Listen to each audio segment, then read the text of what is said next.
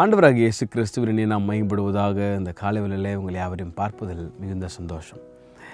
ஏசப்பா ஒரு வார்த்தையை சொல்லி இந்த நாளில் உங்களை ஆயத்தப்படுத்த விரும்புகிறேன்.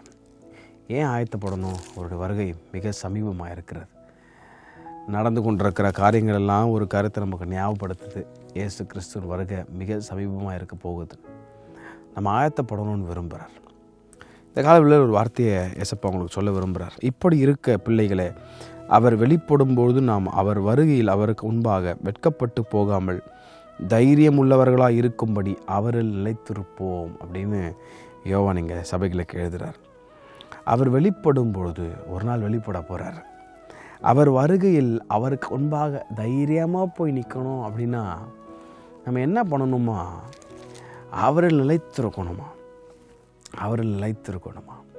நினைக்கிறேன் யோவான் 17ஆம் அதிகாரம் நினைக்கிறேன். எப்படிலாம் நிலைத்திருக்கணும், அவரை சார்ந்து இருக்கணுன்றது அங்கே ஒரு பெரிய பட்டியலே யோவான் எழுதுகிறார். அவரில் நிலைத்திருங்கள், அவர் வார்த்தையில் நிலைத்திருங்கள், அவர் அன்பில் நிலைத்திருங்கள் அப்படின்னு எழுதுகிறார்.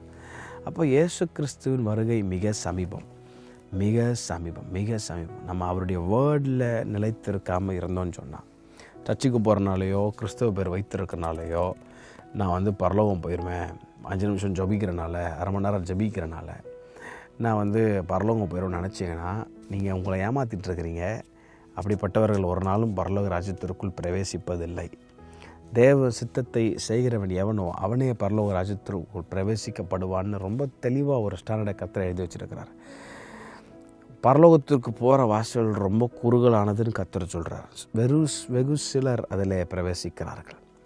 கேட்டுக்கு போகிற வாசலோ ரொம்ப விசாலமானது. ஐயா, அப்போ நீங்கள் சொல்கிறத பார்த்தா பரலோகத்துக்கு யாரும் போக முடியாது போல் அப்படின்னா, இயேசு கிறிஸ்துவை தன் சொந்த இரட்சகராக ஏற்றுக்கொண்டு அவருடைய கற்பனையின்படி வாழுகிறவர்களை மட்டும்தான் கர்த்தர் உள்ளே கொண்டு போகிறாரே தவிர, இயேசு கிறிஸ்துவன்னு பேரை வச்சுட்டு இயேசு கிறிஸ்துவனுடைய நாமத்தை மட்டும் வச்சுட்டு ஏமாற்றிட்டு அவருக்குள்ளே நிலைத்திருக்காமல் உலகத்தில் நிலைத்திருந்துட்டு உலகத்தின் மேலே கண்ணை வச்சுட்டு மாம்சத்தின்படி எல்லாத்தையும் செஞ்சுட்டு கர்த்தரனையும் பரலோகத்தில் ஏற்றுப்பார், அவர் வருகையில் நான் தைரியம் உள்ளவனா நான் போய் நின்றுவேன் அப்படின்னு நினச்சிங்கன்னா, நான் ஆண்டவர் அப்படிப்பட்ட ஒரு காரியத்தை இங்கே சொல்லவே இல்லை. அவருக்கு முன்பாக நம் தைரியம் உள்ளவர்களாய் நிற்கும்படி கர்த்தர் ஒரு காரியத்தை சொல்லி முடிக்கிறார்.